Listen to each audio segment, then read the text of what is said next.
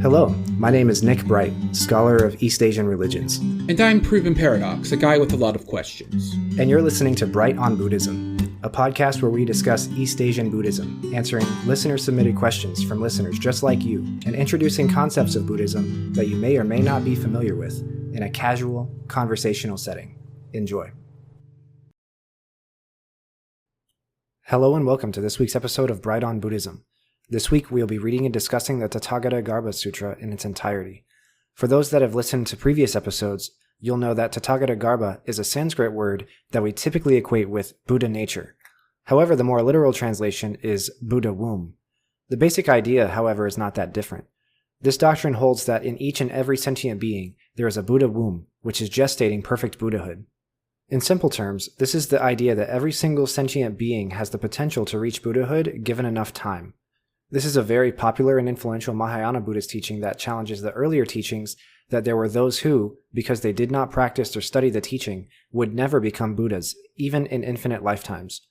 This text is said to have originated with the Mahasamgika sect of early Buddhism, but unfortunately the text no longer exists in the original Sanskrit and is survived only by Tibetan and Chinese translations.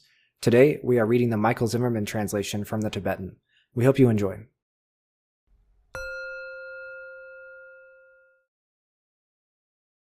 Homage to all Buddhas and Bodhisattvas. At one time I heard the following.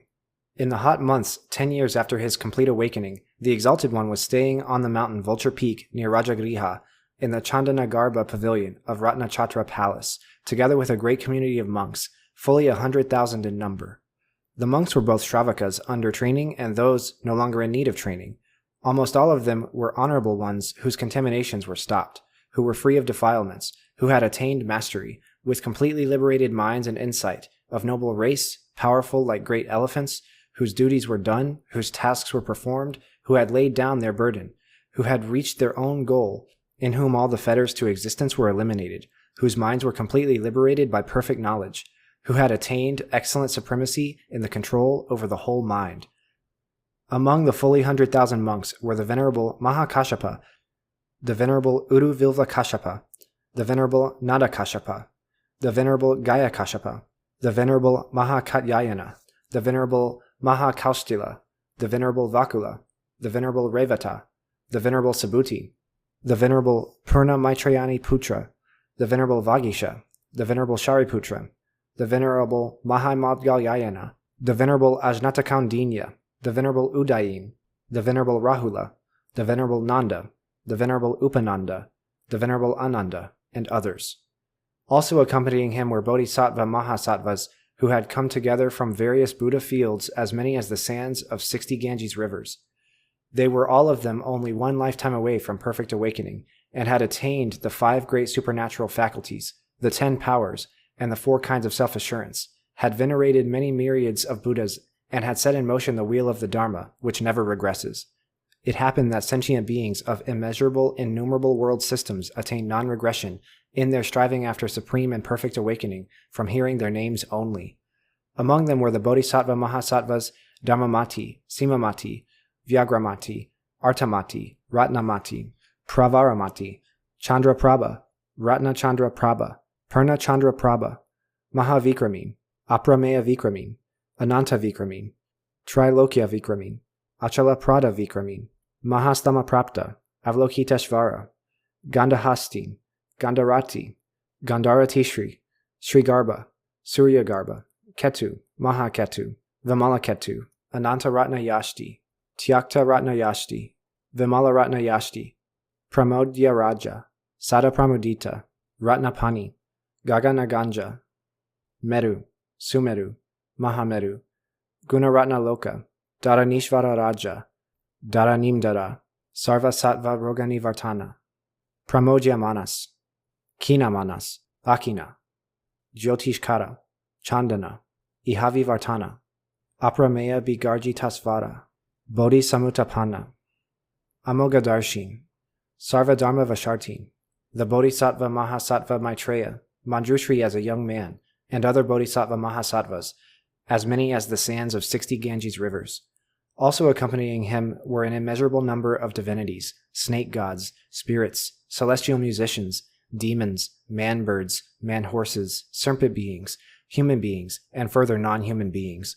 Then, after the Exalted One had been surrounded and honored by many hundreds of thousands of assemblies, he was honored, venerated, worshipped, and revered by kings, chief ministers, guild leaders, noblemen, ministers, citizens, and country folk. At that time, after having been served food, the Exalted One withdrew for meditation in that same Chandana-garbha pavilion, whereupon through the power of the Buddha appeared myriads of lotuses coming out from the Chandana-garbha pavilion, the myriads of petals as large as the wheels of carts, colorful and not yet open. The lotuses then rose into the sky, covered this whole Buddha field, and remained there like a jewel canopy. In each calyx of the lotuses was seated, cross-legged, a body of a Tathagata, emitting hundreds of thousands of rays of light and visible everywhere, and all the lotuses were opened up in blossom.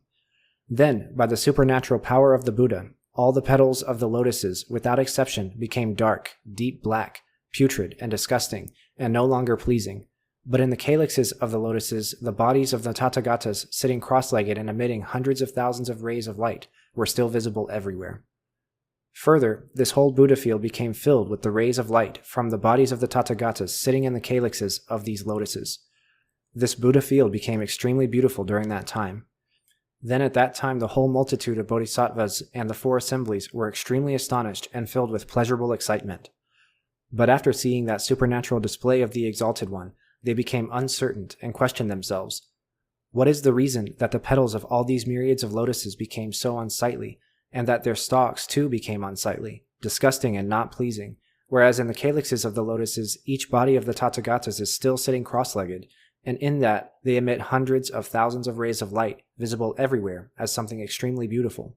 Thereupon the Exalted One motioned to the entire multitude of bodhisattvas and the four assemblies who had become uncertain to come closer. At that time there was a certain bodhisattva Mahasattva named Vajramati, who had also gathered with the others in the Chandana-garbha pavilion. Then the Exalted One said to the bodhisattva Mahasattva Vajramati, "Son of good family, venture to question the Tathagata, the Honorable One, and perfectly awakened one, with reference to an exposition on the Dharma." At the Exalted One's permission, the bodhisattva Mahasattva Vajramati, realizing that the world with its gods, humans and demons, and all the bodhisattvas in the four assemblies were anxious with doubts, then asked him the following: "Exalted One, what is the reason this entire world system is covered with these myriads of such unsightly and putrid lotuses, yet in their centers sit cross-legged bodies of Tathagatas emitting hundreds of thousands of rays of light and visible everywhere, and now myriads of living beings, seeing the bodies of the Tathagatas, raise their joined palms in homage?" Then, at that time, the bodhisattva Vajramati uttered these verses: "Myriads of Buddhas are seated motionless in the center of lotuses. With such supernatural powers you display them. Never before have I seen anything like this. The sight of the leaders emitting thousands of rays of light, covering this entire Buddha field with their splendor, and wonderfully displaying a facile mastery of the Dharmas, is constantly beautiful. There, in the center of unsightly lotuses, with disgusting petals and stalks, sit Tathagatas, as if they had the nature of a jewel. Why have you, with your supernatural powers, created these manifestations? I see Buddhas equal in number to the sands of the Ganges River, and I see the exquisite manifestations of the Tathagata's supernatural powers. Never before have I witnessed such a miracle like this one existing right now. I implore the highest among humans, the divine, to teach. I implore him to explain the reason for his miraculous display. I implore him to speak with solicitude in order to benefit the world. I implore him to remove the doubts of all embodied beings."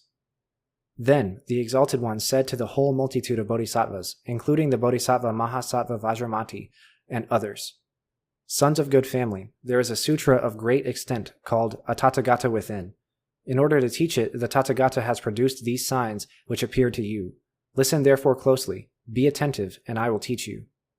"Just so," replied the bodhisattva Mahasattva Vajramati and the whole multitude of bodhisattvas to the Exalted One, thereby acquiescing, and the Exalted One spoke: "Sons of good family, just as these unsightly, putrid, disgusting, and no longer pleasing lotuses, supernaturally created by the Tathagata, and the pleasing and beautiful form of a Tathagata sitting cross-legged in each of the calyxes of these lotuses, emitting hundreds of thousands of rays of light, are such that when they are recognized by gods and humans, these latter then pay homage and also show reverence to them. In the same way, sons of good family, also the Tathagata, the Honorable One and perfectly awakened one, perceives with his insight knowledge and Tathagata vision that all the various sentient beings are encased in the myriads of defilements, such as desire, anger, misguidedness, longing, and ignorance. And, sons of good family, he perceives that inside sentient beings encased in defilements sit many Tathagatas, cross-legged and motionless, endowed with myself like a Tathagata's knowledge and vision. And the Tathagata, having perceived inside those sentient beings defiled by all defilements the true nature of a Tathagata motionless and unaffected by any of the states of existence, then says, "Those Tathagatas are just like me."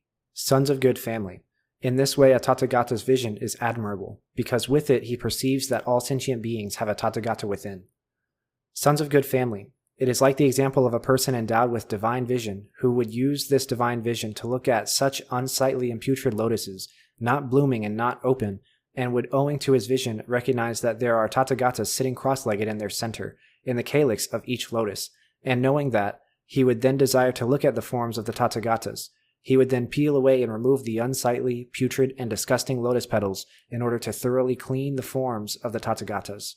In the same way, sons of good family, with the vision of a Buddha, the Tathagata also perceives that all sentient beings have a Tathagata within, and therefore teaches the Dharma to them in order to peel away the sheaths of those sentient beings encased in such defilements as desire, misguidedness, longing, and ignorance. And after those sentient beings have realized the Dharma, their Tathagatas inside are established in the perfection of the Tathagatas.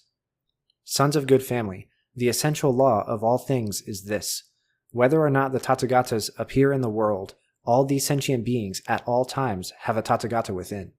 Sons of good family, in view of this fact, and because sentient beings are encased in the disgusting sheaths of defilements, the Tathagata, the Honorable One, and perfectly awakened one, teaches the Dharma to bodhisattvas and also leads them to put faith in this revelatory activity in order to destroy their sheaths of defilements, and thereby also completely purify the Tathagata knowledge contained within.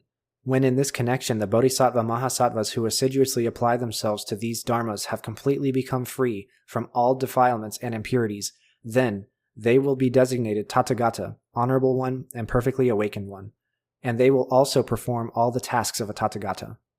It is as if there were a disgusting lotus whose unsightly sheath-like petals were not opened out, yet whose inside containing a Tathagata were unpolluted by the petals, and a person with divine vision perceived this. If a person peeled away its petals, in the center the body of a victorious one would appear, and no impurity would then arise any longer from this victorious one. He would appear as a victorious one in the whole world. In the same way, I also see bodies of victorious ones placed in the midst of all living beings, encased in myriads of defilements that are just like the disgusting sheaths of a lotus. And because I also desire to remove the defilements of those sentient beings, I am continually teaching the Dharma to the wise, thinking, may these sentient beings become awakened, and I purify their defilements so that they may become victorious ones. My Buddha vision is like that person's divine vision. With the vision of a Buddha, I see that in all sentient beings, the body of a victorious one is established, and in order to purify them, I preach the Dharma. Sons of good family, again, it is as if there were, for example, a round honeycomb hanging from the branch of a tree, shielded on all sides by 100,000 bees and filled with honey. And a person desiring honey, and knowing of the honey within, would then, with skill and the application of appropriate means, expel all the living beings, the bees, and then use the honey in the way honey is to be used.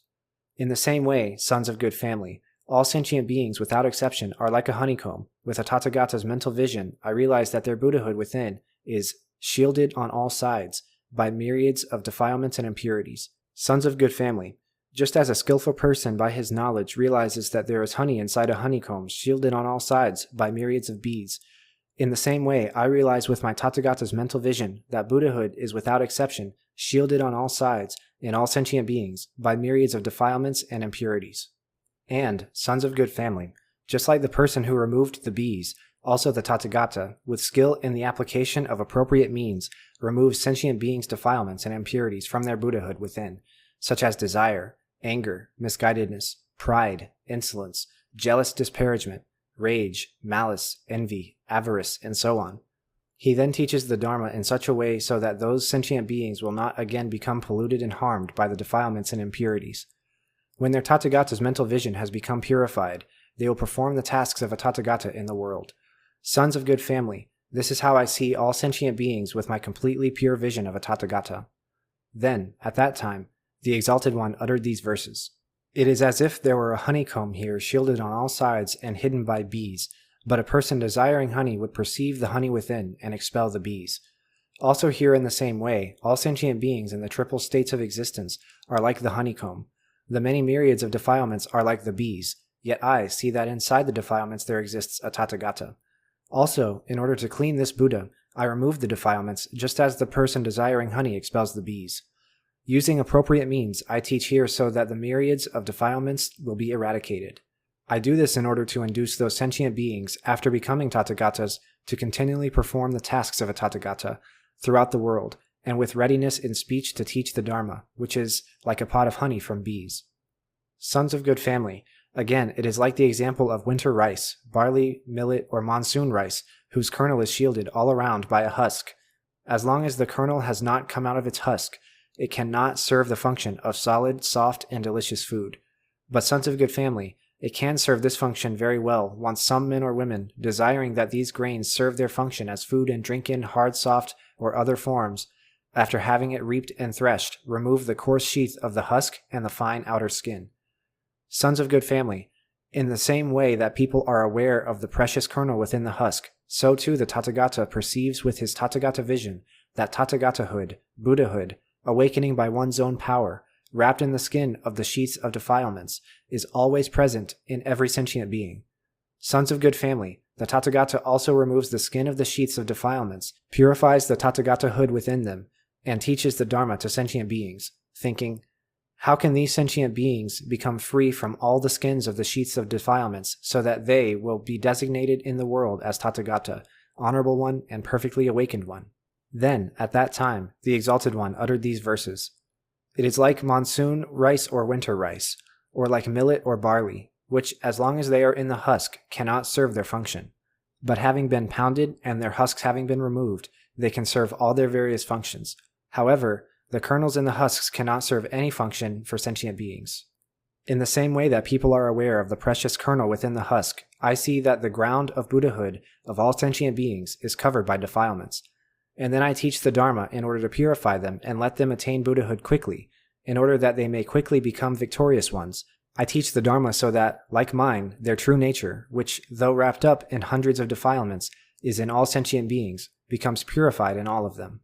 Sons of good family, again, it is like the example of a round nugget of gold belonging to someone who had walked along a narrow path and whose nugget had fallen into a place of decaying substances and filth, a place full of putrid excrement.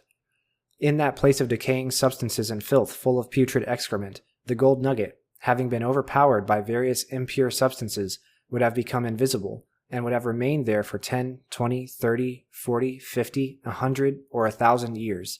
But it would, though surrounded by impure substances, never be affected by them, owing to its imperishable nature. Because of the covering of impure substances, however, it could not be of use to any sentient being. Sons of good family, if then a divinity with divine vision looked at that round gold nugget, the divinity would direct a person, "O man, go and clean that gold of excellent value there, which is only externally covered with all sorts of decaying substances and filth, and use the gold in the way gold is to be used." In this simile, sons of good family, what is called all sorts of decaying substances and filth is a designation for the different kinds of defilements. What is called gold nugget is a designation for what is not subject to perishability, i.e., the true nature of living beings. What is called divinity, with divine vision, is a designation for the Tathagata, the Honorable One and Perfectly Awakened One. Sons of good family, in the same way, also the Tathagata, the Honorable One, the Perfectly Awakened One, teaches the Dharma to sentient beings in order to remove the defilements, which are like all sorts of decaying substances and mud, from the imperishable true nature of a Tathagata found in all sentient beings. Then, at that time, the Exalted One uttered these verses. It is just like the example of some man's nugget of gold that has fallen into all sorts of filth. Though it remained there in such a state for not a few years, yet it would never be affected owing to its imperishable nature. And a divinity perceiving it with divine vision in order to clean it would tell somebody, "Here is gold of excellent value, clean it and use it in the way gold is to be used." In the same way, I can see that also all sentient beings have for a long time been constantly overpowered by defilements, but knowing that their defilements are only accidental, I teach the Dharma with appropriate means in order to purify their intrinsic nature. Sons of good family, again, it is as if in the earth, beneath a storeroom in the house of some poor person, under a covering of earth 7 fathoms deep, there were a great treasure, full of money and gold, of the same volume as the storeroom. But the great treasure, not being, of course, a sentient being, given its lack of mental essence, could not say to the poor man, "Oh man, I am a great treasure, but I am buried here, covered under earth." In his mind, the poor man, the owner of the house, would consider himself poor, and even though he walked up and down directly above the treasure, he could not hear of, know of, or perceive the existence of the great treasure beneath the earth. Sons of good family, in the same way, in all sentient beings beneath their thinking, which is based on clinging, and analogously to the house, there is great treasure, namely the treasury of the Tathagata within, including the 10 powers, the 4 kinds of self-assurance, the 18 specific qualities of a Buddha, and all other qualities of a Buddha. And yet sentient beings cling to color and shape, sound, odor, flavor, and tangible objects, and therefore wander in samsara, caught in suffering. And as a result of not having heard of what great treasure of Buddha qualities within themselves, they in no way apply themselves to taking possession of it and to purifying it. Sons of good family, then the Tathagata appears in the world and manifests a great treasure of such Buddha qualities among the bodhisattvas. The bodhisattvas then acquire confidence in that great treasure of Buddha qualities and dig it out.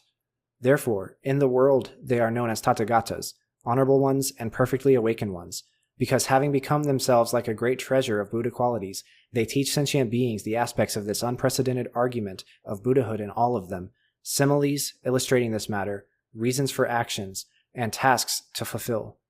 They are donors who give from the storeroom of the great treasure, and having unhindered readiness of speech, they are a treasury of the many qualities of the Buddha, including the 10 powers and the 4 kinds of self-assurance. Sons of good family, in this way, with the completely pure vision of a Tathagata, the Tathagata, the honorable one, and perfectly awakened one, also perceives that all sentient beings are like the poor owner of the house with the hidden treasure, and then teaches the Dharma to the bodhisattvas in order to clean the treasury in all sentient beings, which contains such qualities as the Tathagata knowledge, the 10 powers, the 4 kinds of self-assurance, and the 18 specific qualities of a Buddha. Then, at that time, the Exalted One uttered these verses. It is as if beneath the house of a poor man there was a treasure full of gold and money, in which neither motion nor thinking was existent, and which could not say, "I am yours." At the same time a sentient being, the owner of the house, had become poor, but because he would not know of the treasure, and because there was nobody who had informed him, the poor man would remain above the treasure without digging it out. In the same way, with the vision of a Buddha, I see that in all sentient beings, though from the outside they resemble poor men, there is a great treasure, and I see this treasure as the motionless body of a well-gone Buddha. I see that treasure and teach the following to the bodhisattvas. O you bodhisattvas, take the treasury of my knowledge, act so that you may become treasures of the supreme Dharma, being free of poverty and becoming protectors of the world.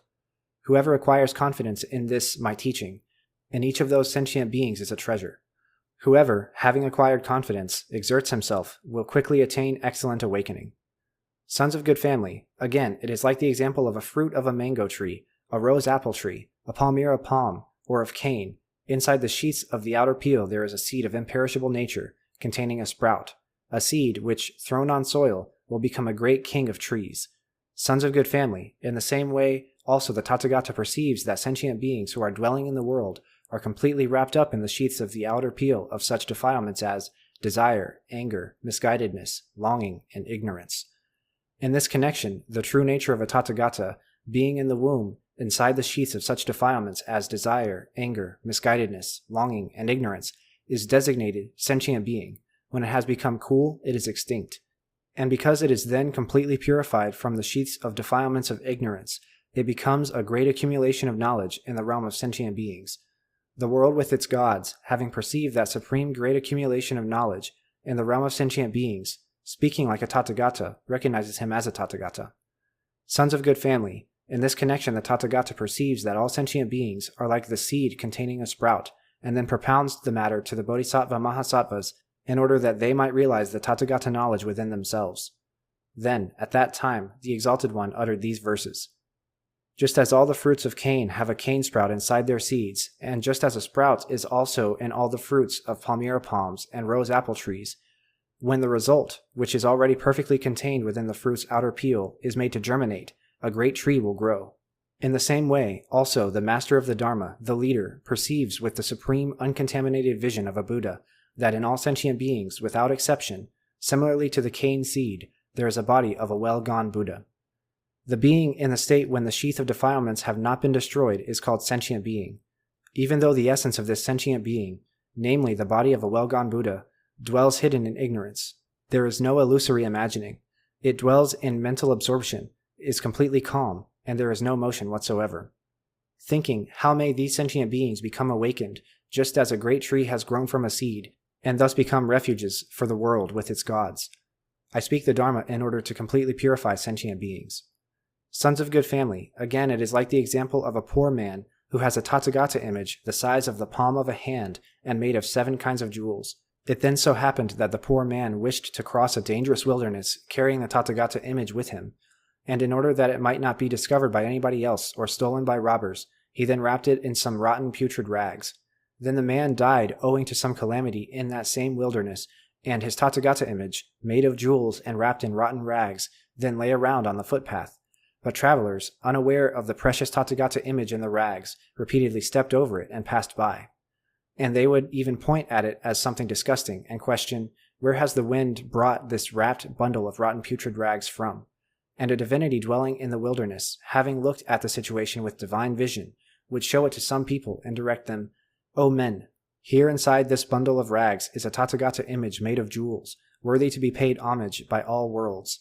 So, you should open it. Sons of good family, in the same way, also, the Tathagata perceives that all sentient beings are wrapped in the wrappings of defilements, and that they are like something disgusting, wandering around for ages throughout the wilderness of samsara. And, sons of good family, the Tathagata perceives that also within sentient beings who are wrapped in the wrappings of various defilements, and even though they may have come into existence as animals, there is the body of a Tathagata of the same kind as my own. Sons of good family, how does the mental vision of a Tathagata in all sentient beings become free and completely purified from impurities, so that sentient beings become worthy of the homage of all worlds, as I am now?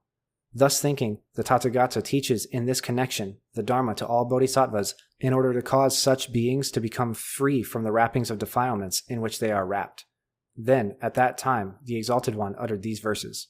It is as if an image of a well-gone Buddha were wrapped in putrid, disgusting materials, made of jewels, and yet wrapped in rags, and had been left on a path and lay around there. And the divinity, having perceived it with divine vision, had said to some people, Here is a Tathagata image made of jewels. Open quickly this bundle of rags. My vision is like this divinity's vision, and with that vision I see that without exception all these sentient beings, wrapped in the wrappings of defilements, are suffering severely and are continuously tormented by this suffering of samsara. I perceive that inside the wrappings consisting of defilements the body of a victorious one is firmly established, that that body is without motion and change, and that yet there is nobody setting that body free. Having seen this, I then urge the bodhisattvas, O you who have entered excellent awakening, listen. Thus is the essential law regarding sentient beings. Here within each sentient being always dwells a victorious one, wrapped around with defilements. When the knowledge of a well-gone Buddha within has been set free and all defilements are pacified, then this sentient being is called awakened, and the hearts of gods and humans are full of joy. Sons of good family, again it is like the example of a woman without a protector, of unsightly complexion, having a bad smell, disgusting, frightening, ugly, and like a demoness, and this woman had taken up residence in a poorhouse. While staying there she had become pregnant, and though the life that had entered into her womb was such as to be destined to reign as a world emperor, the woman would neither question herself with reference to the sentient being existing in her womb, of what kind is this life that has entered my womb, nor would she even question herself in that situation, has some life entered my womb or not. Rather, thinking herself poor, she would be depressed, and would think thoughts like, I am inferior and weak, and would pass the time staying in the poorhouse as somebody of unsightly complexion and bad smell.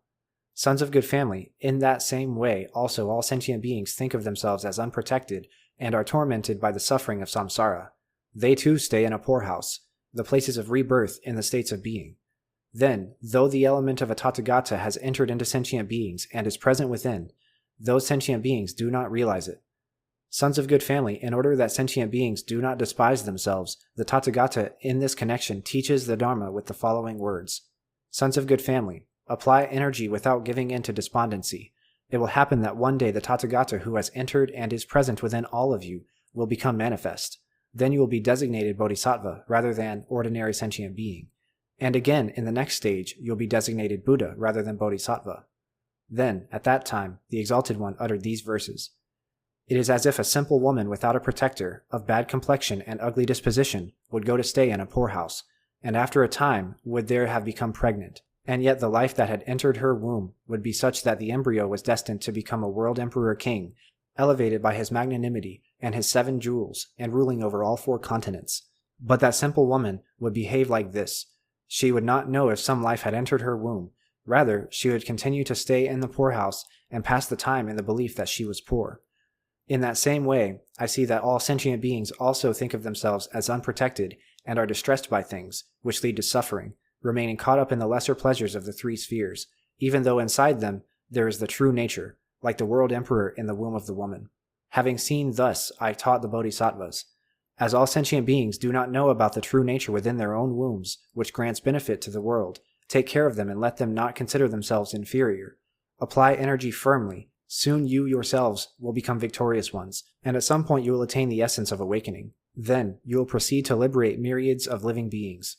Sons of good family. Again, it is like the example of figures of horses, elephants, women, or men being fashioned out of wax, then encased in clay so that they are completely covered with it, and finally, after the clay has dried, melted in the fire, and after the wax has been made to drip out, gold is smelted.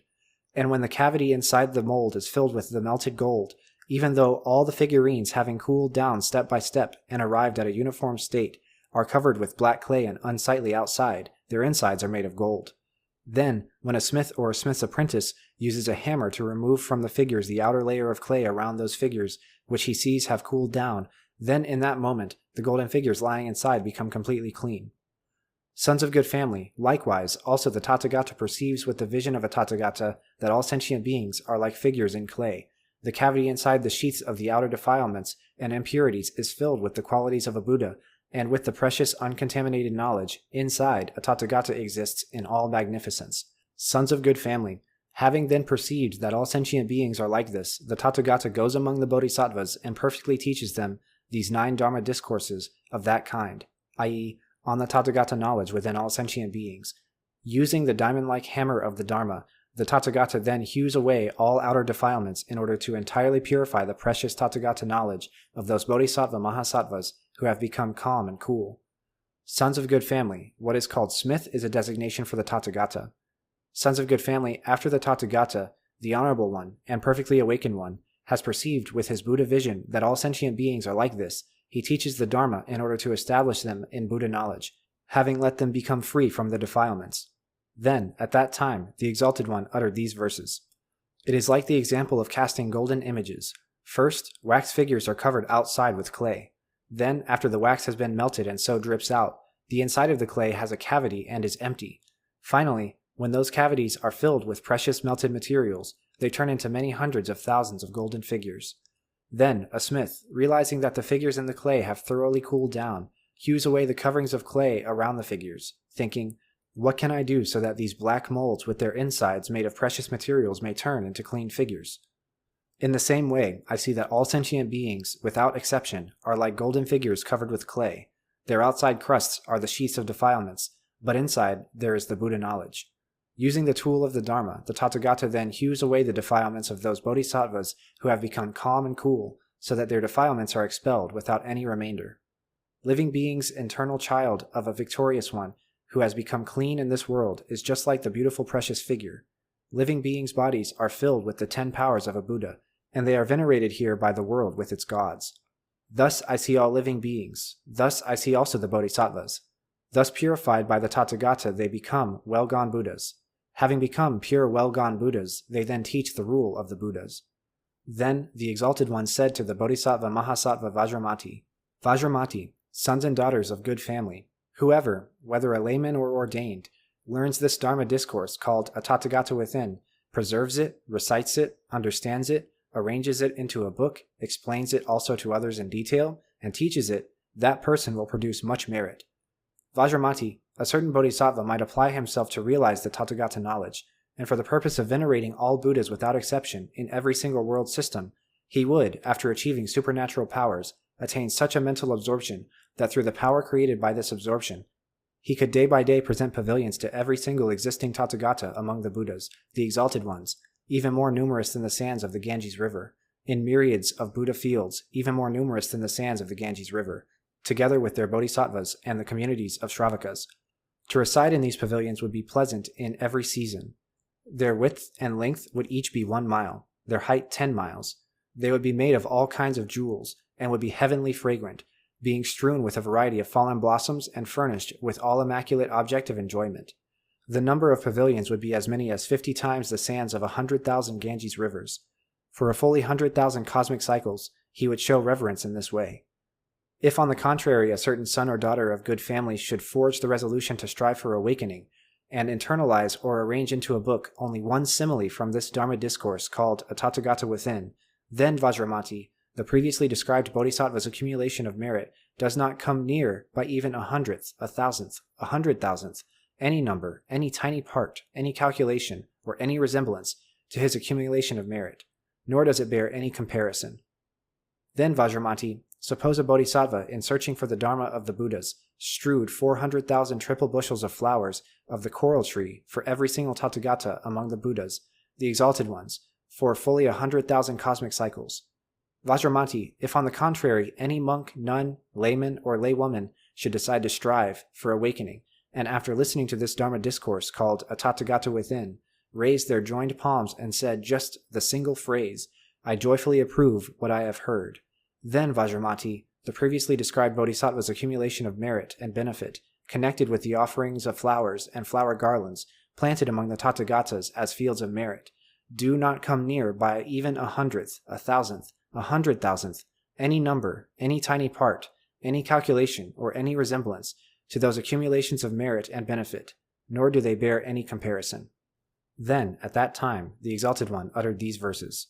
Suppose, having brought forth the wish for awakening, some sentient being listened to this discourse, and learned it, copied it, or arranged it into a book, and explained even just a single verse with appreciation, or if after listening to this text called a Tathagata within, somebody searched for this excellent awakening, listen to my description of the benefit accruing to him in these cases, a description of what amount of merit is produced. Suppose a hero abiding in these excellent supernatural powers worshipped for 1,000 cosmic cycles, the highest of humans in their Shravakas in the 10 directions. He would present to each teacher of the world, without exception, excellent palaces made of jewels, in number several myriad times the sands of the Ganges, and more unimaginably many. The palaces would be 10 miles high and 1 mile wide and long, and excellently furnished with fragrances and incense, and inside be provided with thrones made of jewels. These thrones, and palanquins too, would be spread with silk and calico 100 times as innumerable as the sands of the Ganges River. He would present these palaces with thrones to each victorious one.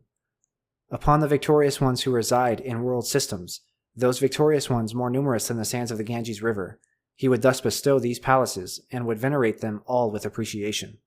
If on the contrary some wise person, having listened to this sutra, learns only one single simile correctly, or having learnt it, explains it to somebody else, then he will produce a greater amount of merit thereby than the previous person.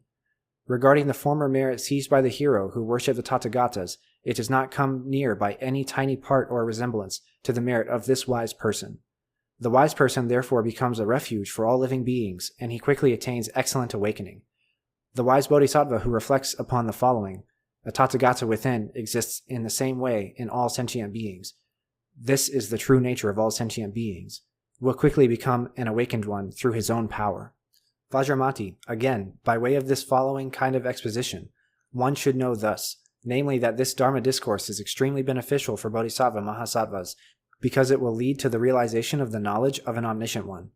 Vajramati, formerly, in the past, innumerable, vast, measureless, unimaginable, unparalleled, and quantitatively inexpressible cosmic cycles ago, and even more beyond the other side of that time, then, at that time, there appeared in the world a Tathagata, the honorable one and perfectly awakened one, named Saddha-Pramukta Rashmi, realized in wisdom and conduct, a well-gone Buddha, a world-knowing one, a charioteer of human beings to be tamed, unsurpassable, a teacher of gods and men, a Buddha, an exalted one. Vajramati, why is that Tathagata called Saddha-Pramukta Rashmi? Vajramati, immediately after the exalted one, the Tathagata, Saddha-Pramukta Rashmi, then a bodhisattva, had entered the womb of his mother, light was emitted from his body while he was still within the womb of his mother, so that in the East, hundreds of thousands of world systems, as many as the atomic-sized dust of 10 Buddha fields, came to be constantly filled with brightness.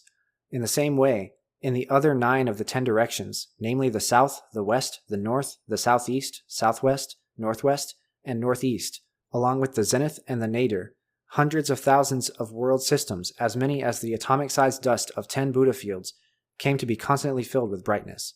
And owing to the pleasant and beautiful light from the body of that bodhisattva, which caused sentient beings to rejoice, and led them to delight, as many as hundreds of thousands of world systems constantly came to be filled with brightness. Vajramanti, all sentient beings in the hundreds of thousands of world systems who were touched by the light from that bodhisattva within the womb of his mother attained strength, beauty, mindfulness, comprehension, understanding, and readiness of speech. All sentient beings in the hundreds of thousands of world systems who had been born in hells, in animal existences, in the world of Yama, and as demons, immediately could abandon their birth by virtue of being touched by the light from that bodhisattva, and were reborn among gods and men. Those born as gods and men by virtue of being touched by the light immediately became incapable of turning back from supreme and perfect awakening. In addition, all those incapable of turning back who had been touched by the light immediately, when touched by the light, attained intellectual receptivity to the truth that dharmas have no origination. They also obtained the efficacious formulas called Chapter of the 500 Qualities. All those hundreds of thousands of world systems which had been touched by the light from the body of the bodhisattva within the womb of his mother came to be established as made of beryl, laid out in the form of a chessboard, with golden threads, with jewel trees coming out of each square, the trees having blossoms, fruits, fragrances, and colors.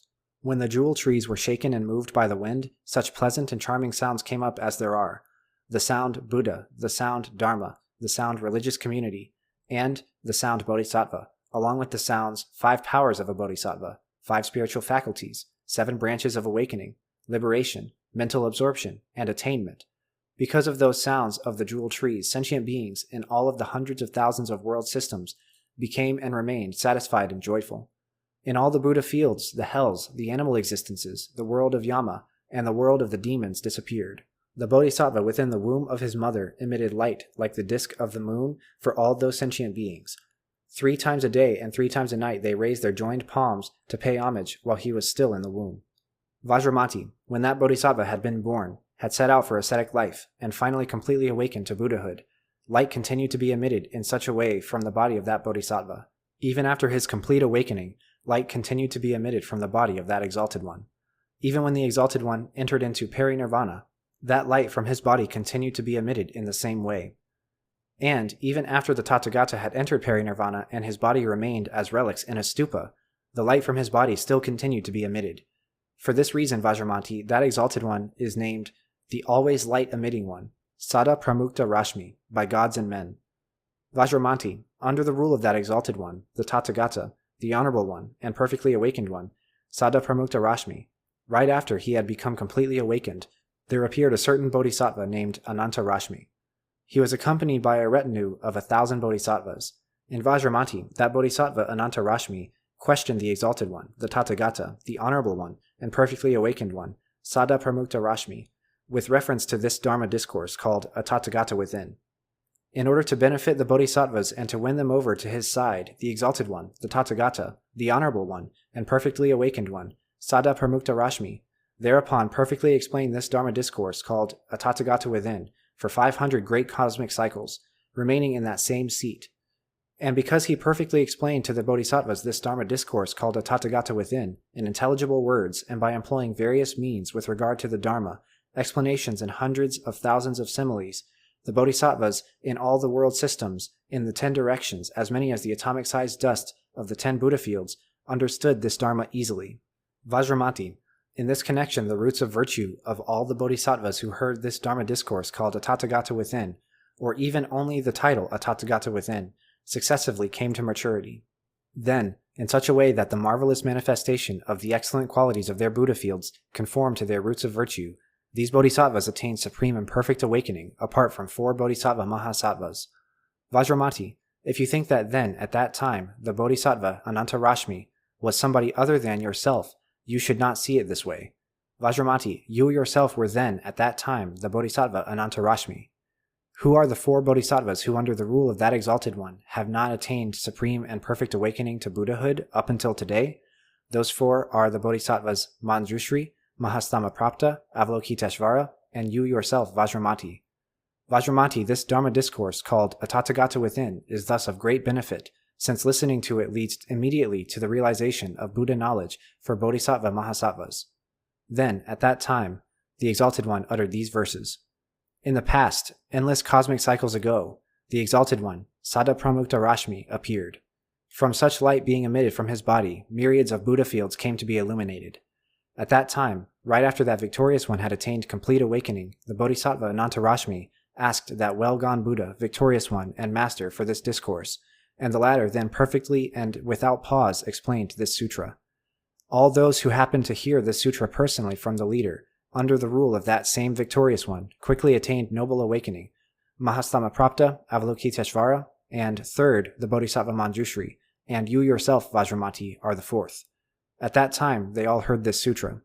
The Bodhisattva Anantarashmi, who at that time had questioned the victorious one about this text called A Tathagata Within, and who had been tamed by that same victorious one, this son of a well-gone Buddha, Vajramati, was at that time yourself.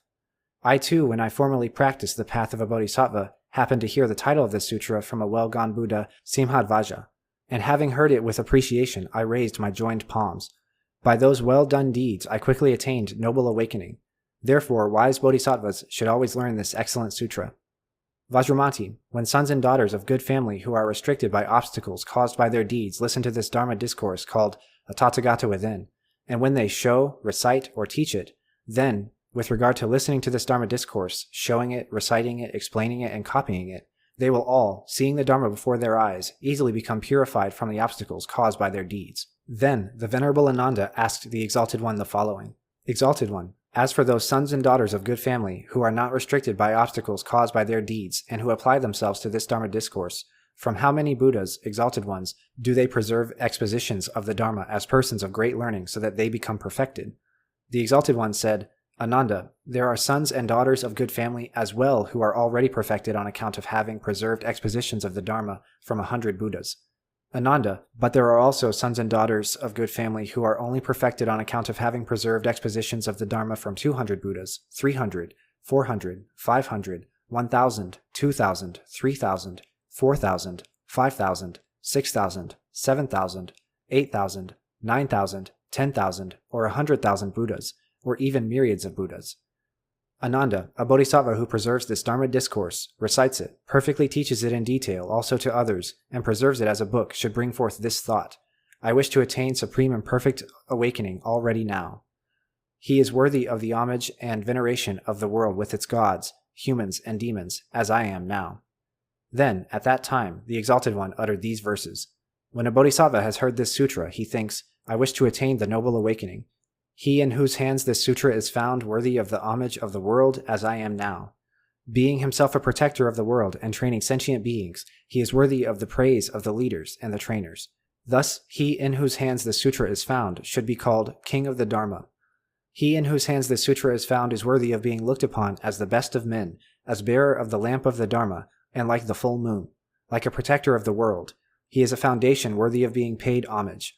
After the Exalted One had spoken thus, the Bodhisattva Vajramati, the entire multitude of bodhisattvas, the great Shravakas, the 4 assemblies, and the world with its gods, humans, demons, and celestial musicians were delighted and praised what the Exalted One had said. Here ends the Holy Mahayana Sutra called A Tathagata Within.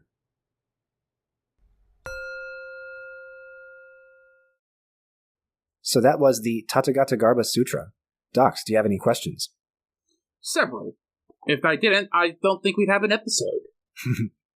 All right. So, first is more of a meta question about the text. So, the translation we're reading has a lot of spots where there are words in brackets. I'm not clear on what those brackets are supposed to indicate. What's going on there? That's a good question. So, the text that we were reading, as I mentioned in the intro, is the Michael Zimmermann translation from the Tibetan version of this sutra.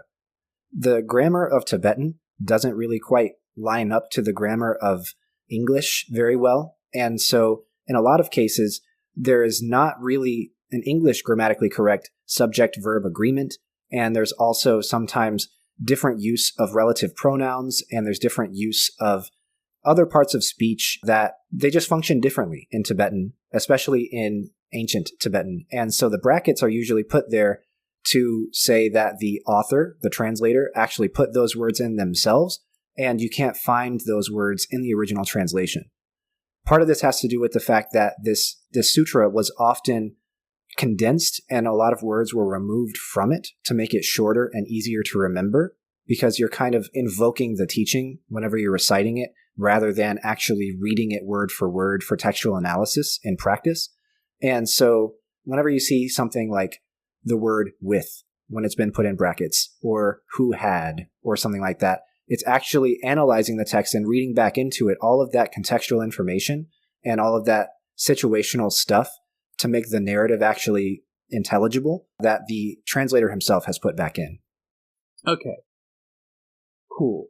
So, we have pretty early in this text just a big list of the names of the people who were present for this discussion. I note when we're talking about the Bodhisattva Mahasattvas, I note that the names are listed such that the ones that rhyme are put together. So we start with Dharmamati, Simhamati, Vyagramati, like Mati, over and over again. And then it goes to Prabha again. So I'm imagining this is meant to make these names easier to remember for reciting. That's exactly right. And these are not really complete lists of the people who were present, because there's many thousands in attendance. I think that in the second paragraph, it says there were fully 100,000 monks. And in that case, it's impossible to list them all, but these are the important ones. And these are ones that when you recite their names, it's kind of like praising them and making an offering to them. And so these names, exactly like you say, they're arranged such that you can remember only the first syllable, and then, if you remember that, then the second syllable or the second half makes a lot more sense. It's the same, and it's something that you can remember the order of that second syllable or that last half, right? So you can remember all of the Mati names, and then all of the Prabha names, and then all of the Krami names, and so on. I note among this assembly, there are several names among the monks who are recognizable. And there's the same with the bodhisattvas. So, I see Avalokiteshvara, I see Maitreya. Are all of these listed ones, figures that have other sutras or other writings dedicated to them? What do I need to know about these names to understand them, other than the ones that I already know, like Avalokiteshvara? So most of these other names, they are only really just named in texts. Most of them don't actually have anything else that's written about them or written to them.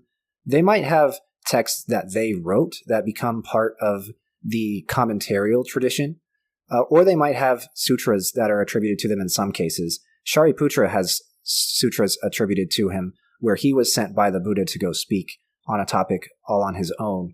But most of these characters, just picking out a random one that I can see right in front of me, Gandharati, he's not a name that I have seen in any other case. I haven't seen it in any other sutra, any other tantra, any other text.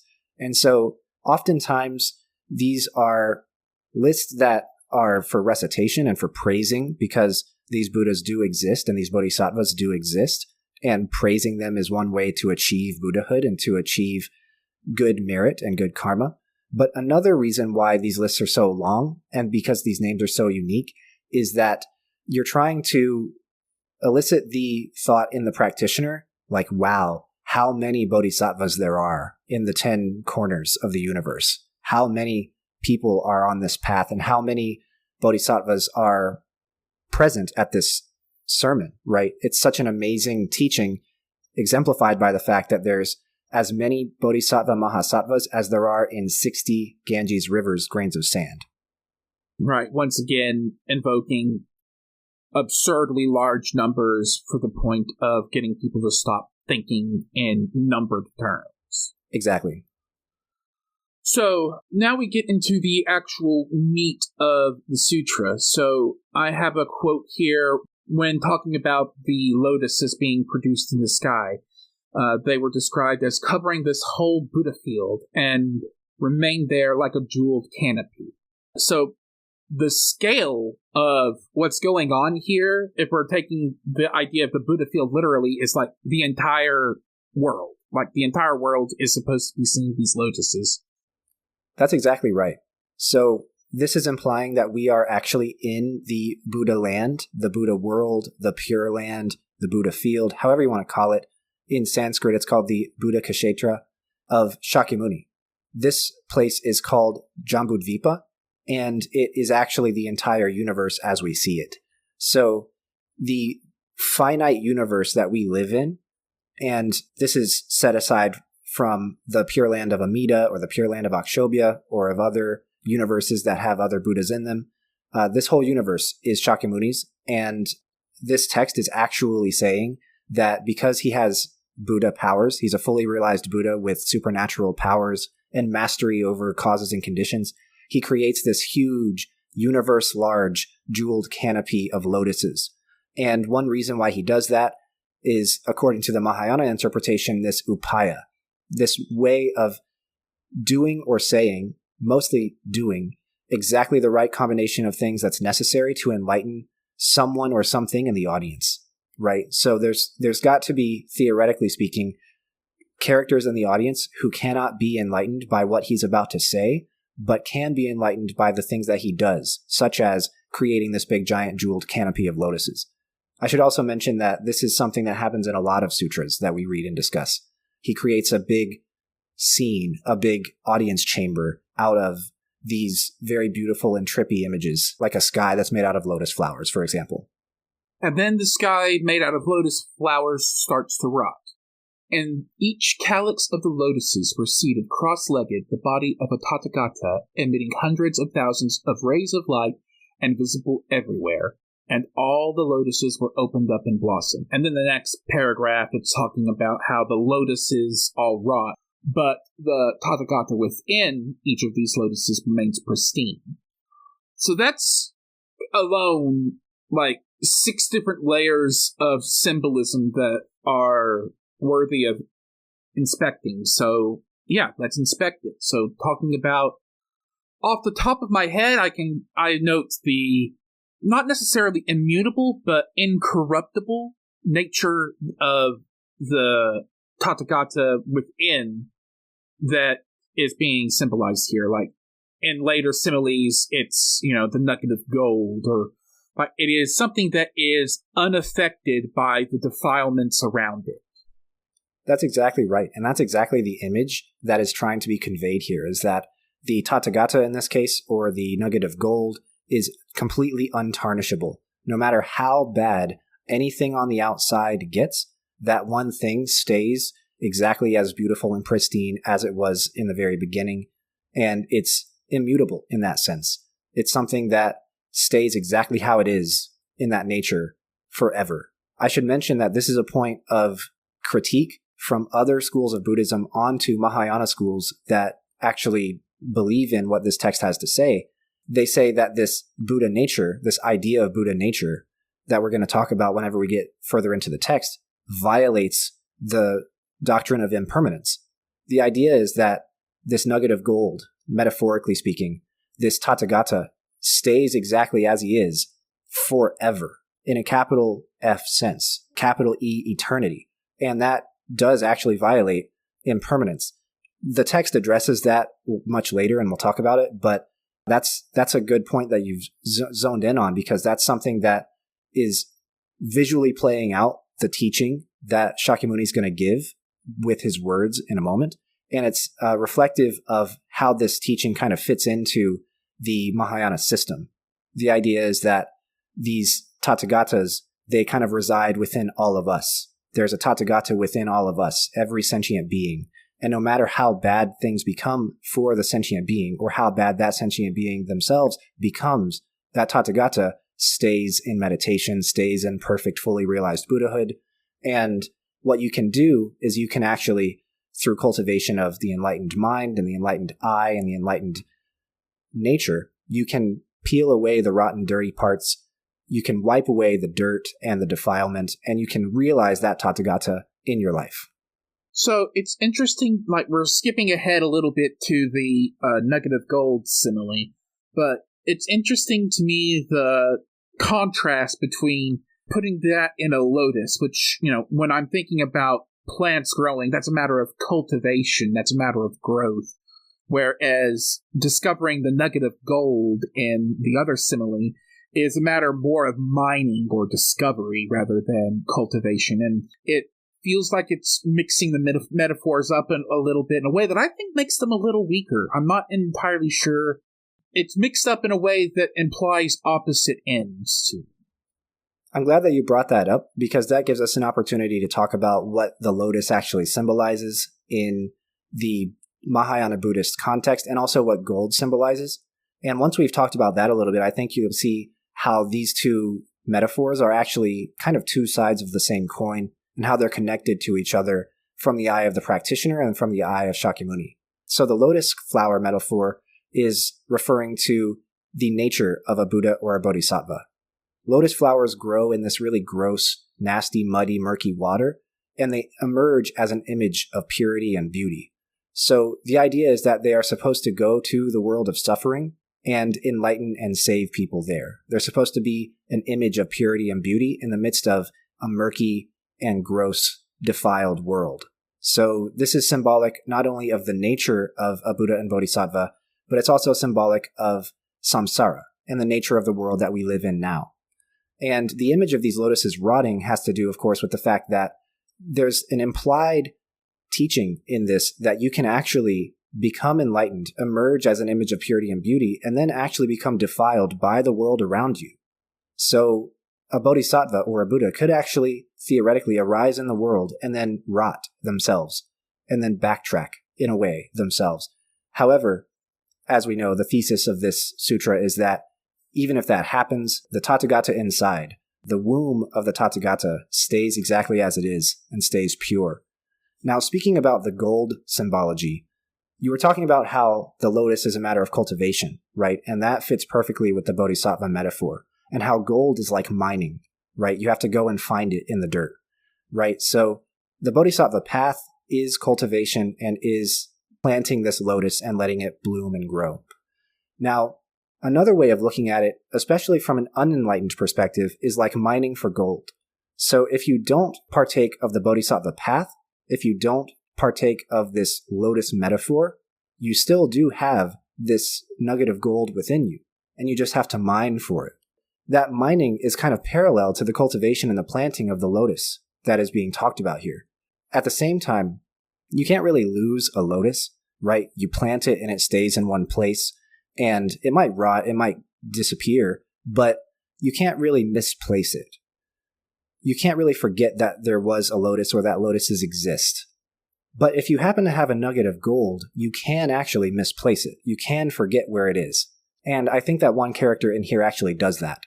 And so in that case, even though you might not know you have this Buddha nature, even if you might not know that this womb of the Tathagata exists within you, even if you misplace it, you actually still have it, it's still there, and it's still just as perfect as it was before. So this is talking about kind of the two different natures of this Tathagatagarbha, right? One nature is that it's a cultivative aspect. It's something that is achieved, and I should say not achieved, but realized through the bodhisattva path and the ideal of the bodhisattva life. And then the other side of it is that it's something that is buried deep within you. And you have the chance and the opportunity, of course, to unfold it, to mine it out, to realize it that way. Or you could actually even misplace it and forget that you have it. But it's still there either way. Okay, so both of those notes that I had were correct, or not necessarily correct, but were accurate to what the text was trying to convey, and it's kind of both at once, which, non-duality, that makes sense. That's very Buddhist. I can deal with that. So let's talk a bit about Vajramati. So Vajramati is one of the Bodhisattva Mahasattvas in the group, and he's kind of taking the role that I usually do in this. It's like, hey, what is actually going on? He's the guy asking the questions to set the Buddha up to talk about this kind of thing. So, other than what's revealed in this sutra, do we know anything more about Vajramati? Does he show up elsewhere, or is this where he lives? It's my inclination to say that Vajramati only lives in this text as a named bodhisattva, as one who has dialogue, and I don't think that very much else is known about him. He's listed, and you can find his name if you search it online, but he doesn't have any text or other dialogue associated with him. Okay, so Vajramati is just here to ask the question and isn't necessarily a character to focus in on, as opposed to, say, Ananda or Shariputra in previous ones. That's exactly right.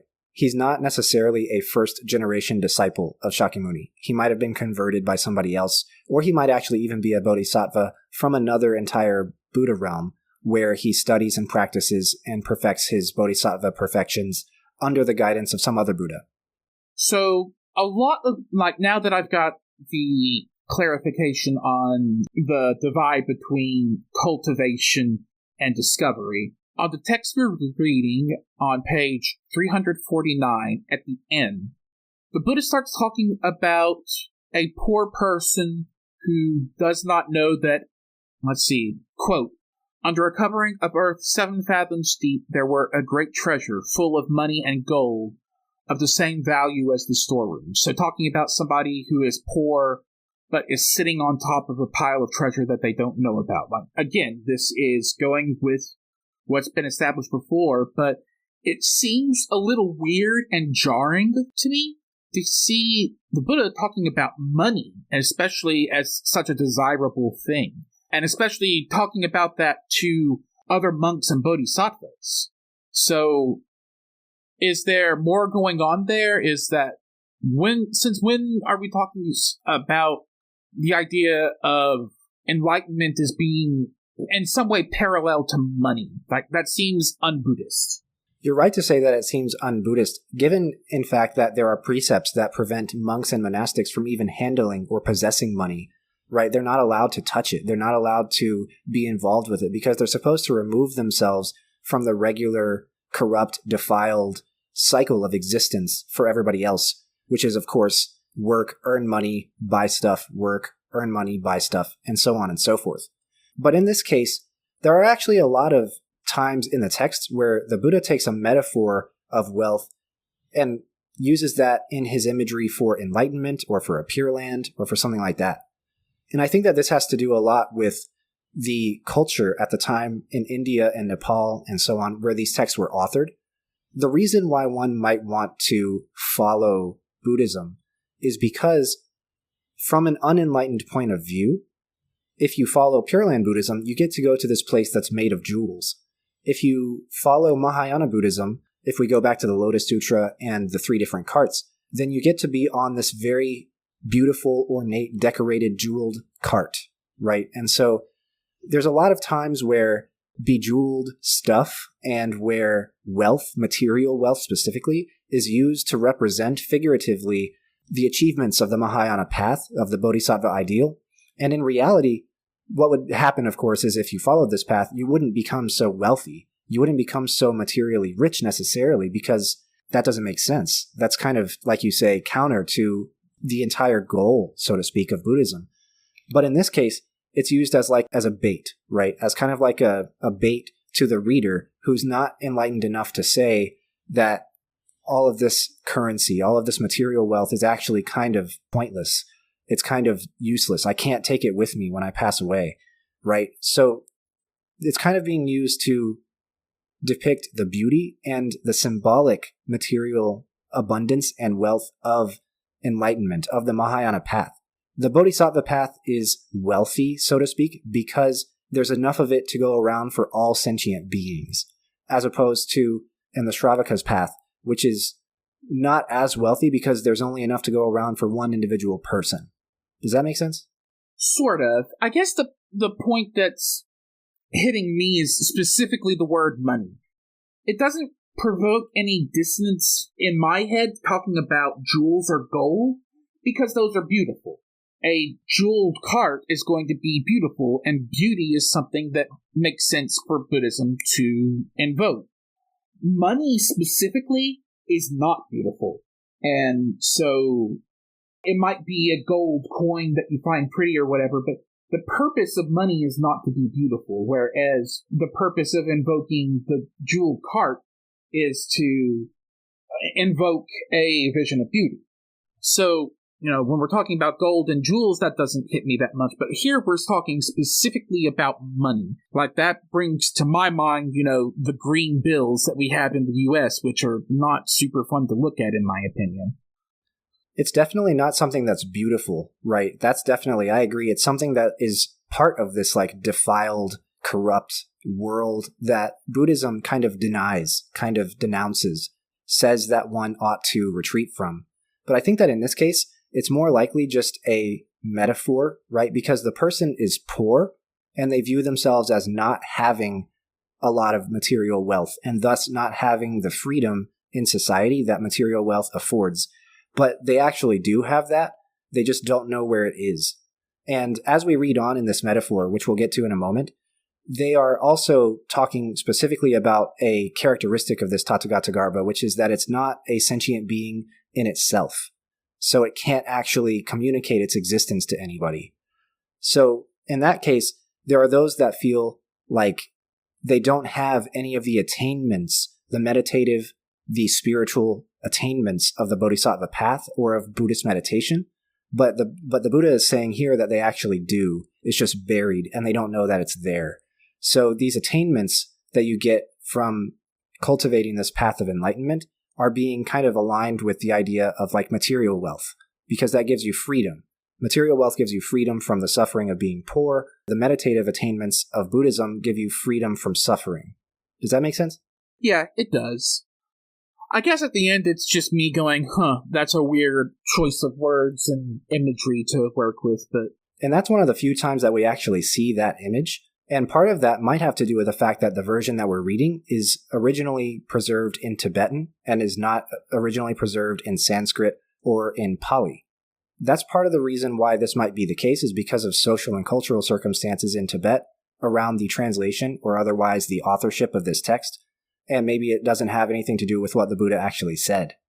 So, from here, most of the rest of the text is bring up more similes to reinforce the original point of Buddha nature. So we have the molds that start out covered in clay, but then the blacksmith breaks them down to see the gold figure.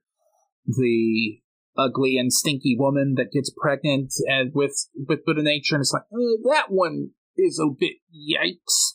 Yeah, there's a lot of sexism and gross stuff like that in a lot of these texts. Which we've discussed thoroughly already, so no need to linger on that. But so it's a lot of different ways to say the same thing going on in the sutra. Is there anything specific to the different similes that you would like to talk about? Sure, yeah. I think there's a couple of times, not every time, but there's a couple of times where the simile is related to a specific characteristic about Buddha nature that Shakyamuni wants to communicate to the audience, but is not communicating in a literal sense and is rather using this metaphor or simile.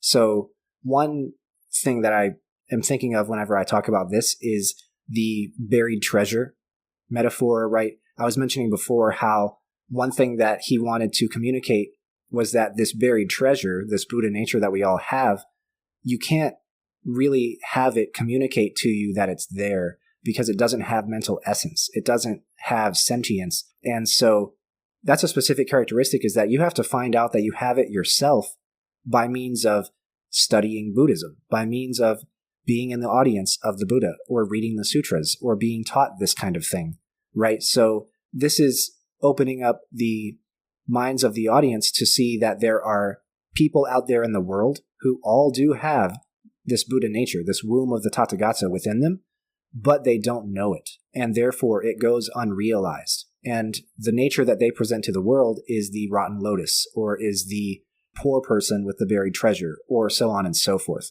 All of the other metaphors and similes that we see in the text. So in that case, there are cases where we should be sensitive to the fact that, okay, this is not a sentient thing. This is not a permanent thing. This is not something that you can like have and possess and hold and give away or destroy or do away with. This Buddha nature is being described bit by bit through these symbolisms in order to teach the audience what it actually is and how it actually fits into the 5 skandhas and the 12 links of dependent origination and the 5, and the 9. Sorry, I'm getting twisted with my lists in my head. There's so many of them. Right. Well, I mean, this is a religion full of lists, so that's totally understandable. Essentially, they're trying to fit this idea, which is not actually in the Pali Canon, into the matrix that's created by the Pali Canon. One important component of this Tathagatagarbha that I've been mentioning in passing so far is that, of course, all sentient beings, according to this text, have it. And being that they have Tathagatas within, this text is telling us also how we should confer and treat with those people.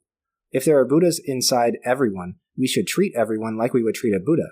And if we come across people who don't know there is one within them, this text is calling on us to tell them and to teach them.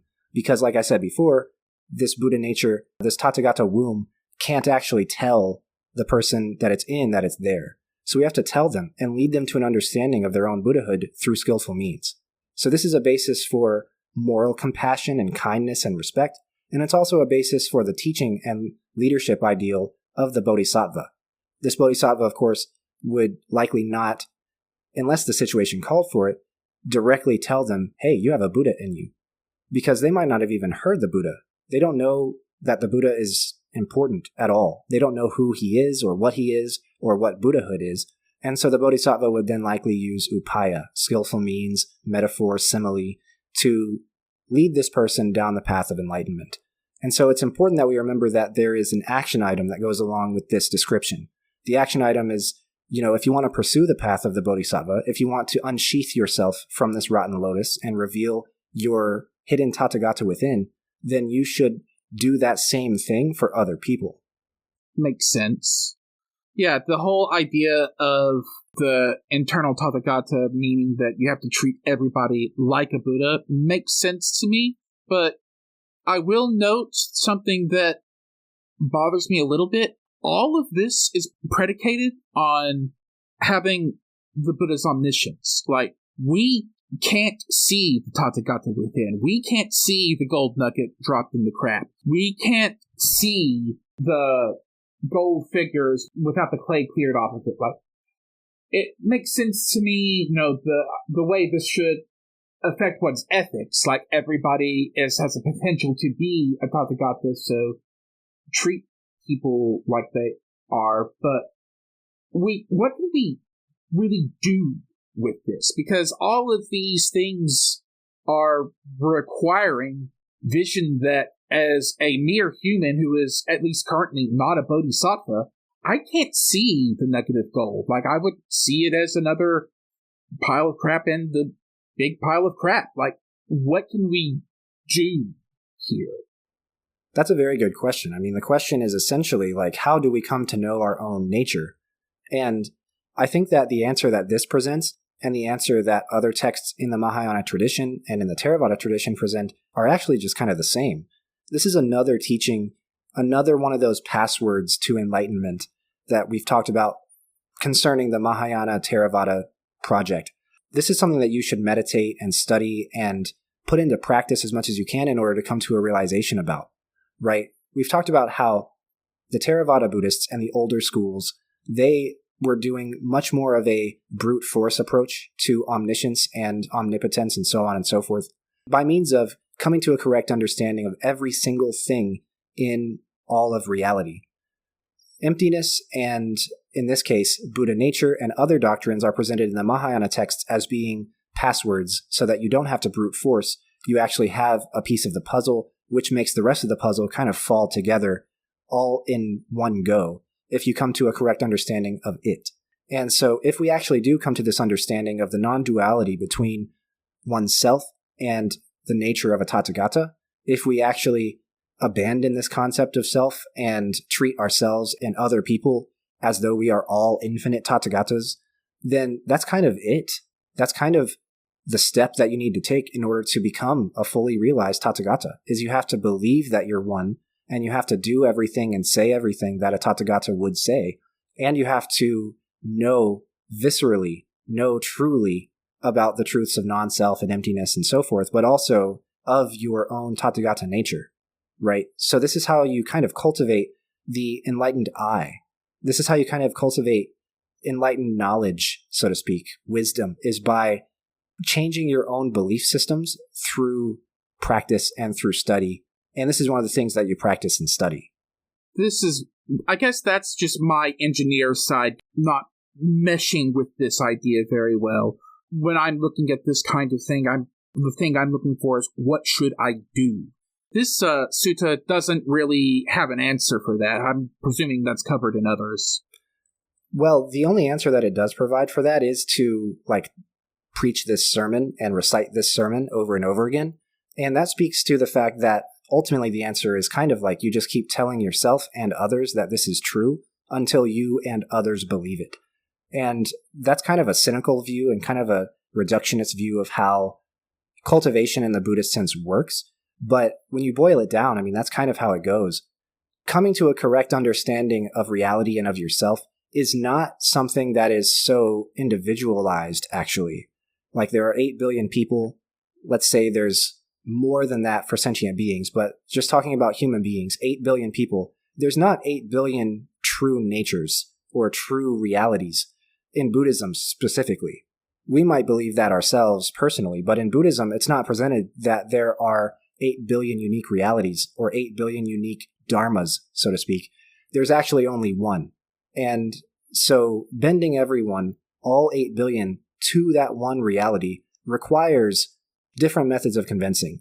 And some of those methods are upaya, right? They are metaphor and simile and trippy actions like covering the sky in lotuses. And other ones are also preaching and educating, doing religious work as we would think of it in the modern era in the West. And so in that case, it kind of is functioning as we say this is true so much that it actually becomes true, if that makes sense. I really don't like that. That sets off a lot of alarm bells in my head. Any doctrine that comes down to saying, this is reductionist, and I don't mean to imply that this is what Buddhism is actually saying, but this section of, saying it's true makes it true really pushes the wrong buttons for me. That sounds bad and abusable to me. It kind of is. It's also a small part of a gigantic religion, and the further context elsewhere in that religion reduces that bad vibe somewhat.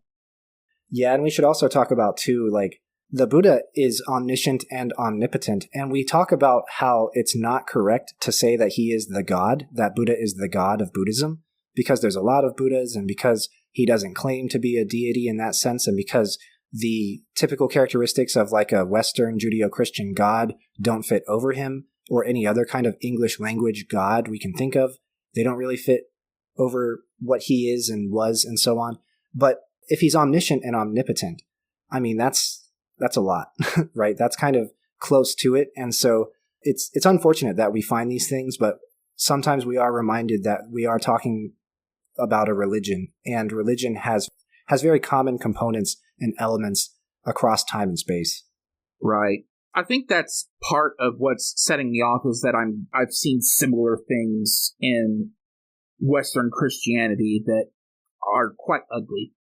And this kind of thing does get abused. We've talked about how upaya is used to justify morally dubious at best, morally reprehensible at worst actions done by this quote-unquote hidden bodhisattva, right? Because they theoretically did the thing, no matter how bad it was, to teach, to lead this person to enlightenment or to witness enlightenment so that everybody else could witness enlightenment or something like that. This is something that is definitely not passive. There's an element here of trust that, okay, the Buddha is a fully realized Buddha. He's omniscient and omnipotent, and he has cultivated generosity and compassion and nonviolence and so on and so forth, such that he himself or Buddhas themselves would never do stuff like that. But it gets kind of bent and weird, especially as later Mahayana develops and goes on. right? I mean, we're talking about, broadly speaking, when we talk about Mahayana Buddhism, Zen Buddhism is a part of that. And Zen Buddhism gets bent significantly during wartime, for example, to support the imperial state of Japan in World War II and justify religiously all of the atrocities that were going on during that time period. So this is something that can absolutely be harnessed for bad. And that's also, as we've said before, not a critique that's unique to Buddhism at all. Right. So, last thing I wanted to talk a bit about, I'm going to try this name, it's a long one, Sarvapramuktarashmi. Sarvapramuktarashmi. That's right. That is a Buddha that came before Shakyamuni. Mm-hmm. So what do we know about this guy?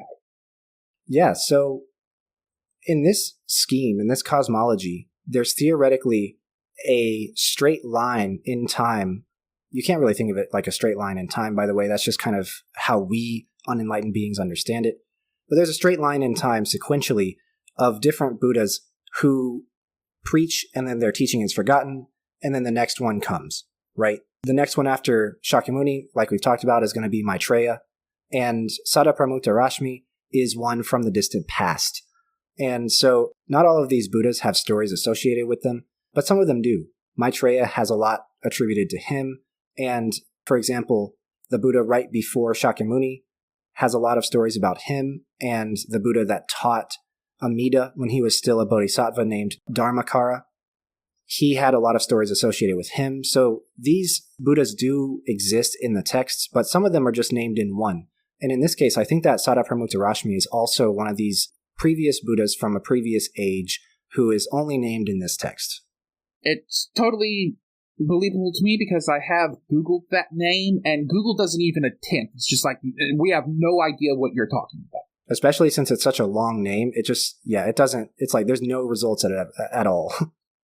Yeah, and if he were talked about extensively in other sutras, I would presume that his Googling his name would bring at least some of them up. So I'm willing to believe that this is another figure that only lives in this text.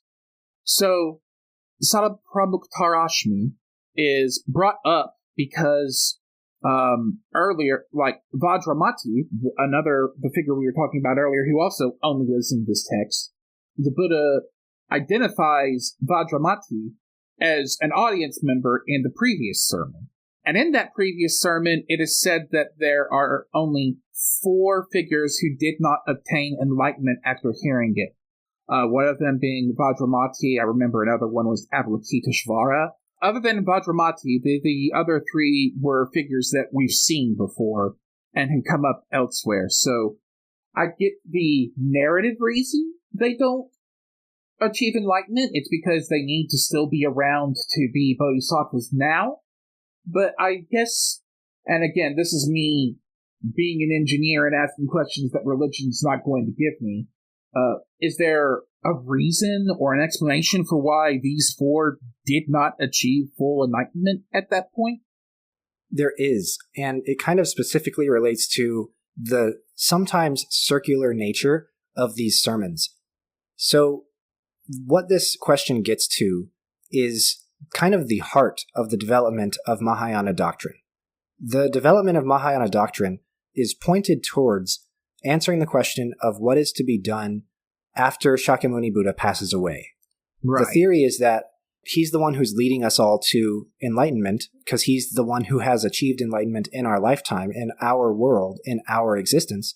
And so once he's gone, then it's almost like we're all kind of blindly grasping for the teaching, and we have no way of knowing if we're on the right track or not.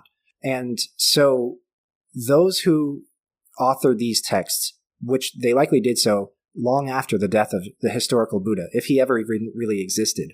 I believe that he did really exist and that his remains really are entombed in Nepal and northeast India and so on and so forth. But of course, there's always the chance that he is not there, that those remains are not his.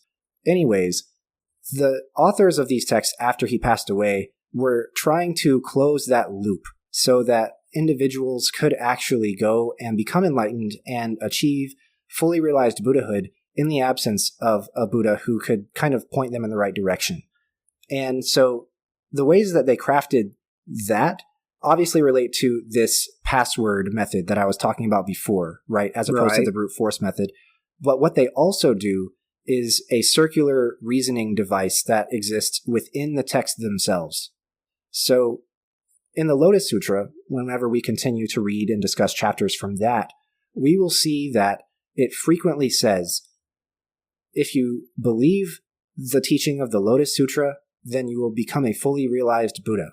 Because the teaching of the Lotus Sutra is that you'll become a fully realized Buddha. And how will you become a fully realized Buddha? If you believe the teaching of the Lotus Sutra. Do you see the circle that we're kind of going around in here? Yeah.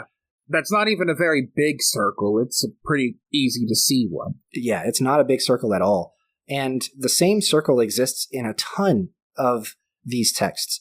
Now, in Western philosophy, we very frequently critique circular reasoning because it feeds itself and because it can't be supported by anything else and so on and so forth. Let's hold that aside for a moment, right? Because that's not something that we can really fairly level against these texts given their function and given what is going on doctrinally speaking in these. So let's hold that aside and we'll come back to it. In these texts, the teaching is essentially you have a Tathagata within you, and the only way to realize that Tathagata within you is to believe that you have a Tathagata within you.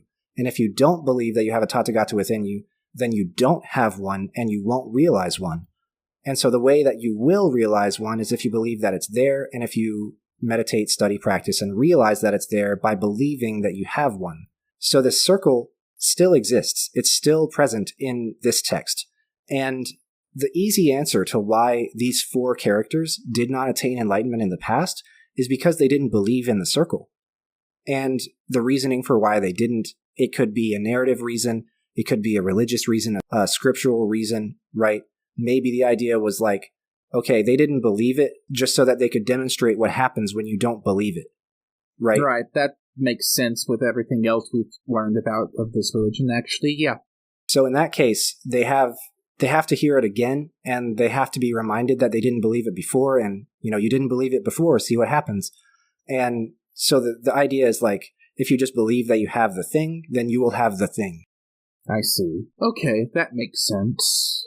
Or rather, it's consistent with all the logic being put here. Like, it makes sense internally. And that kind of speaks to the question you were asking earlier about, like, how do I actually see it? Because you can't actually see it unless you are a fully realized Buddha, you have to believe the Buddha at his word that it is there because he is a fully realized Buddha. You have to kind of trust his omniscience, so to speak. And you have to kind of have a little bit of faith that it's there. And that faith will then be paid back, so to speak. That trust will be fulfilled, so to speak, whenever you do become, theoretically, a fully realized Buddha, because then you'll see that you had it and that the Buddha was right, and it'll reify the teaching to you. That's what the bent of all this is, right? This text fits into a corpus of literature whose entire aim is to create more Buddhas, right? You want to create more Buddhas that go on and continue to preach more Dharma to more sentient beings. That way more sentient beings get saved, and that way more Buddhas get produced, because we've just lost the one that we have historically, recently at the time of the authoring of this text and other texts like it. So the idea is to keep the Dharma wheel spinning. If we're going to use the metaphor from like the first sermon, we want to keep these teachings being circulated over and over and over again. And one way that we make that make sense, one way that we make it possible to keep that going, is to say that all sentient beings can realize this Tathagata they have within them as long as they believe that it's there and as long as they practice the Bodhisattva perfections and so on and so forth. All right. That covers the points I wanted to get to. Is there anything I missed that you want to get to? I wanted to note also in this translation that the defilements that the Buddha talks about, the rotted lotus, the junk that covers up the gold nugget, and so on and so forth, these are all regarded, according to the text, as accidental. This is the very first time that we actually see something like this. If the question leveled towards the Buddha is, why is samsara like it is? Then, of course, he can go into a sermon about dependent origination, right? The 12 links of pratitya samutpada, saying that samsara exists originally due to ignorance, right? But if we ask, why does ignorance exist? Then the answer that Shakyamuni is providing in this text is that it's accidental. The Buddha is saying that samsara is marked by defilement entirely by accident. And, I wish I could tell you that there's other texts to support this, and there's interpretation in other texts that will help us understand this. But this is actually one of the only times that we see this description of samsara, this description of the cause of ignorance, in the sutras. And so it's not ever really been thoroughly explained, to me at least, except to say that no living being desires ignorance and the defilement that results in their figurative heart of hearts, but rather they have fallen into delusion through a skewed presentation of the data given to them by samsaric existence. So it's not anyone's fault, really. It's just how things are, and we never really get the further explanation of why that's the case. Right, because any other answers might have to involve like a creation story, and we know that the Buddha is famously hesitant to talk about creation stories, right? What is the point in time that the universe was created and how? The Buddha will say stuff like, that's not really my concern. You shouldn't be concerned about that. Let's not talk about that, right? And so because this all happened by accident, that's the only kind of way I think that the Buddha can answer that question without having to do a creation myth for all of Buddhism. The last thing that I want to mention really quickly before we cut off is, in this text, we are presented with a self-powered, individualized, and self-motivated type of awakening.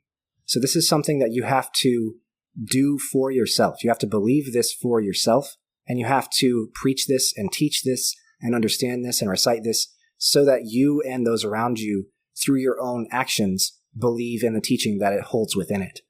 We should have that in our minds whenever we come back to reading more Pure Land texts, especially from Japan, and we should keep that in our minds when talking about other schools of Buddhism, because this distinction between self-power and other power becomes very, very important whenever we're talking about the development of Mahayana schools in East Asia.